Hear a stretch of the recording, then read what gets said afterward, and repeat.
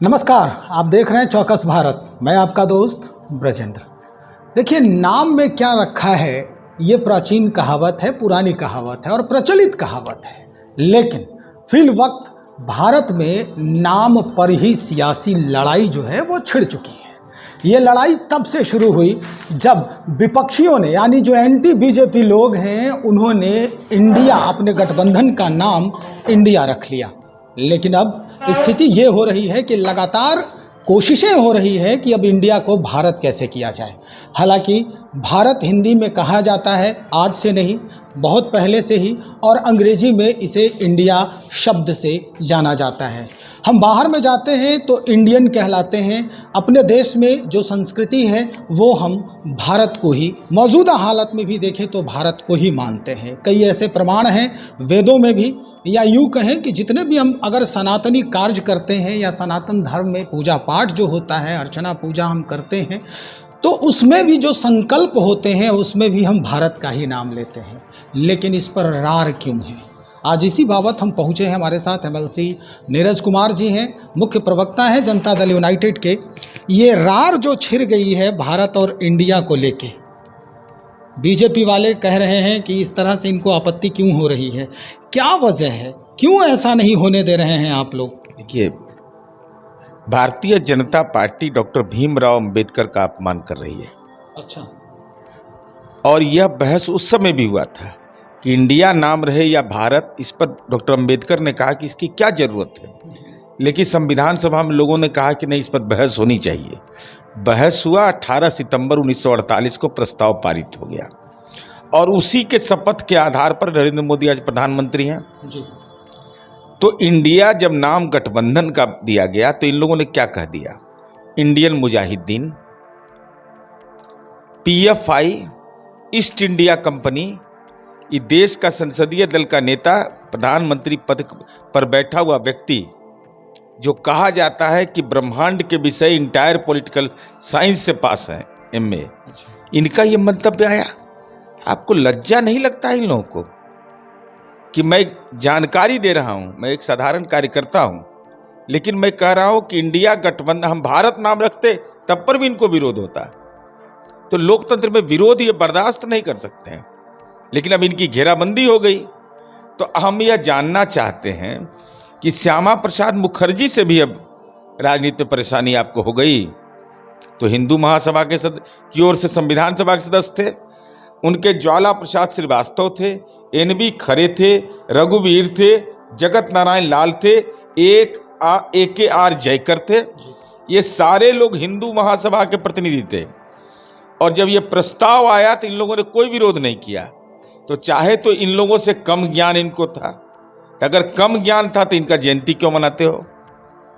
अगर जयंती मनाने का तब अधिकार आपको क्यों है? क्योंकि भारत के नाम पर, इंडिया के नाम पर तो इन्होंने सहमति दिया, तो दोहरा चरित्र हुआ।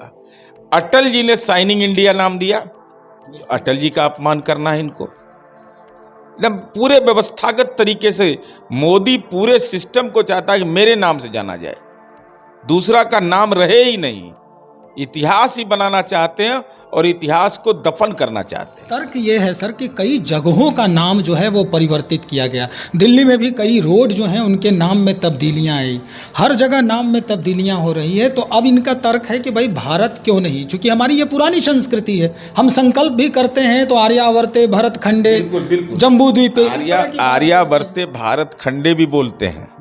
और आज वेंकटैया नायडू बोलते हैं कि इंडिया भी हम बोलेंगे। तो ये देश की विविधता है ना। साउथ इंडिया के अंदर इंडिया बोलता है लोग। तो किसी कौन क्या बोलता है वह संविधान के तहत बोलता है कि नहीं, यह महत्वपूर्ण होता है। तो संवैधानिक प्रावधान के तरह अगर हम बोलते हैं, अब क्या कह दिया इन लोगों ने कि अंग्रेजों ने इसका इस्तेमाल किया था। अब बताइए, माने कितने देश के ऐसे लोग हैं ना, इतिहास को बर्बाद करने की कोशिश कर रहे हैं। नई पीढ़ी के दिमाग में क्या जाएगा?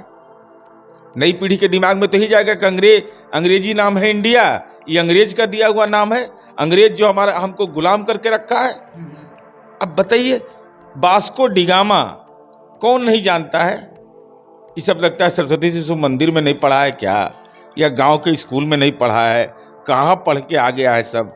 सब लोग जानता है, एक एक बच्चा जानता है कि वास्को डिगामा ने भारत की खोज किया तो कहाँ मतभेद था? कभी मतभेद रहा ऐसे सवालों पर? अब तो इतिहास में नहीं है कि नहीं, वास्को डी गामा ने खोजा था। हेरोडोट्स अंग्रेज थे, father of history. Father of history थे रोमन साम्राज्य के।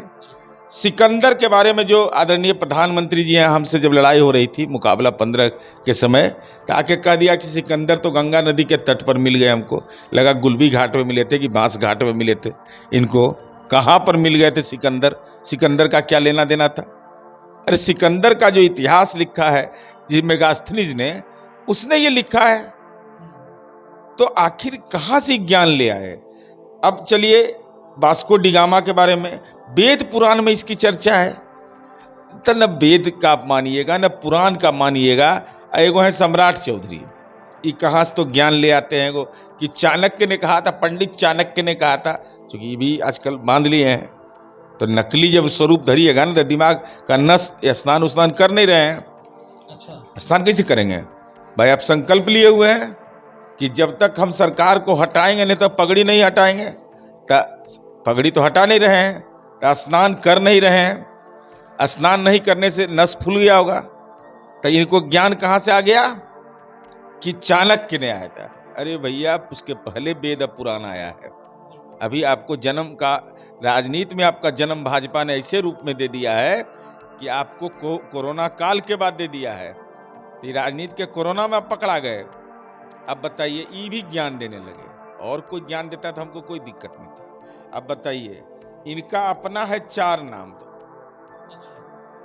तो यह 1996 में मैट्रिक में सम्राट चौधरी मौर्य, 2005 के विधानसभा चुनाव में है ई राकेश कुमार, 2010 के विधानसभा चुनाव में है सम्राट चौधरी उर्फ राकेश कुमार, 2020 विधानसभा चुनाव में है सम्राट चौधरी, और 96 में ही मैट्रिक पास करते हैं, 15 वर्ष 96 में, और 2005 में ही 7वां पास हो जाते हैं।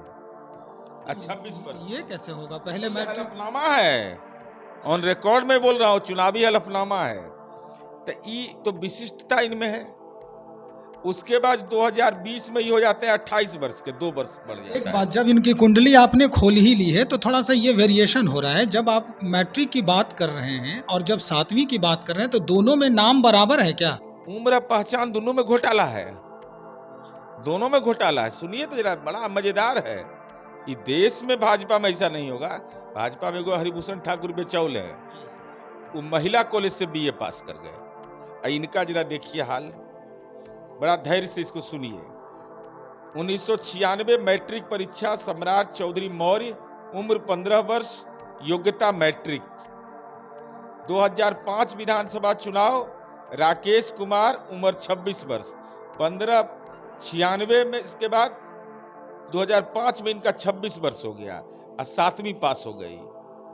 मैंने कोई मैट्रिक के बाद इंटर करता है, ये 7वां हो गया। चलिए, 2010 के विधानसभा चुनाव में सम्राट चौधरी उर्फ राकेश कुमार, उम्र 28 वर्ष, 26 वर्ष थे ही 2005 में, और 10 में 28 वर्ष, 2 ही वर्ष बढ़े। 7वीं पास उस समय भी, 7वीं पास इस समय भी, और 10 साल में मैंने inter, matric, inter, BA, DLitt, PhD सब किए, एक के बार हो गई डीलिट, एक कॉमन वर्ष। तो भाई, ऐसा लोग जब ज्ञान देगा तो स्वाभाविक मेरा सवाल होगा कि आप कम से कम ज्ञान मत दीजिए, और लोग को छोड़ दीजिए। भाजपा में और लोग हैं, आप इस सब पर प्रतिक्रिया नहीं व्यक्त करिए। ये सब इतिहास के चक्कर में पड़ जाइएगा। सम्राट चौधरी जी, तो आपका इतिहास कलंकित है। ये सिद्ध फर्जीवाड़ा है। उम्र में, पहचान सब में घोटाला है। तो जिसका उम्र एफिडेविटे में घोटाला हो, उनसे क्या उम्मीद कर सकते हैं? सर, एक सवाल और है। अभी जो गठबंधन में है, RJD के तरफ से एक बयान आया है। जो जगदानंद सिंह जी हैं, प्रदेश अध्यक्ष हैं, वो कह रहे हैं कि चंदन और टीका लगा के घूमने वाले की वजह से ही भारत जो है परेशान रहा है, गुलामी के दंश को झेला है। सर, देख रहे हैं आप भी चंदन लगाए हुए। चंदन लगाना, टीका लगाना सबका अधिकार है, लेकिन इस चंदन को थोप देना गलत है। तो आदरणीय जगता बाबू के कहने का भावार्थ यह है कि 2007 के पहले का नेपाल देख लीजिए। महिलाओं को हिस्सेदारी नहीं मिलती थी। आज पार्लियामेंट में 33% महिला है। धर्म आधारित पाकिस्तान, बांग्लादेश जैसा जो धर्म आधारित राज्य होता है, देश होता है, वहाँ समाज की दुर्दशा होती है। और इतिहास गवाह है, हिंदू महासभा के लोग संविधान सभा के सदस्य थे ना, आजादी की लड़ाई में कहाँ थे ये लोग? आरएसएस की स्थापना 1925 में हुआ, 1947 तक आजादी की लड़ाई में आरएसएस का योगदान कहाँ है? तो ये उनके कहने का भावार्थ यह है कि भारतीय जनता पार्टी ने धर्म की सियासत शुरू कर दिया कि सनातनी कौन है तो गैर सनातनी कौन है।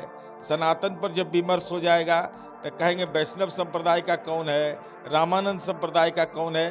अरे एक ही संप्रदाय है कि रोजगार चाहिए, शिक्षा चाहिए, उसको अधिकार चाहिए। धर्म धारण करने का चीज है। हम कौन अंगूठी पहनेंगे, हम कौन टिक्का लगाएंगे, ये कोई दूसरा कैसे तय कर देगा।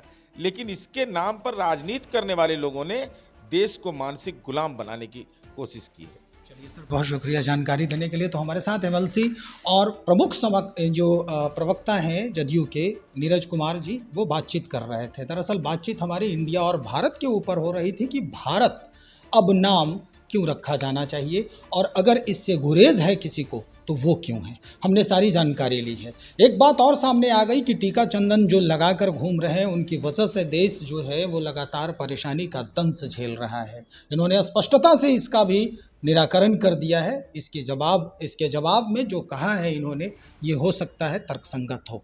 खैर, हम और भी खबरों को समेटने का प्रयास कर रहे हैं। तब तक बने रहे हमारे साथ। बहुत शुक्रिया आपका।